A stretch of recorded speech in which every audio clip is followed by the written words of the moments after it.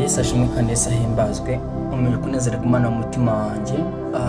Imana ikomeze kubagira neza. Nazindutse ntekereza ikintu. Ngira ngo mbabwire ko buri muntu wese agira igitabo cy'ubuzima bwe. Buri muntu wese agira ubuzima Imana yamugeneye. Ahubwo no ugena page, y'ubuzima bwawe bugiye gukurikira. Ndagira ngo nkubwize ukuri yuko hari abantu bari mu bitaro, hari abantu barwaye barembye, hari abantu badafite ababyeyi, hari imfubyi, hari abapfakazi, hari ingeri zose. Ariko uko wegera Imana, uko utindana n'Imana, uko bitewe n'ukuntu usenga. Ejo nibwo hari umupasiteri ngira ngo ni Gitwaza yavuze ukuntu bano bantu basenga amadini atubaha Imana, ujya kure ugasanga basenga kurusha uko twe dusenga. Niyo mpamvu bano bantu batubaha Imana, ujya kure ugasanga ukora akantu gatoya, uravuga ngo wasenze umunsi umwe bagasenga iminsi ibiri. Ujya kure ugasanga bakora amasengesho y'iminsi 15, 20.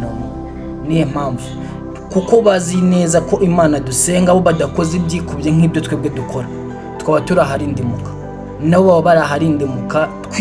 Bibeshye bagasenga amasengesho make, twe tugasenga menshi. Nuko ngo twabarusha imbaraga. Uretse kuvuga ngo iki, niho ugomba kugena page y'ubuzima bwawe mu gitabo Imana yakugeneye. Niho ugomba kubwira Imana ukayibwira ngo no, bitewe n'imyitwarire yanjye, bitewe n'ukuntu umeze, kuva twamenye ko uri umubyeyi twebwe tukaba abana, hari page ugomba kuvanamo muri icyo gitabo.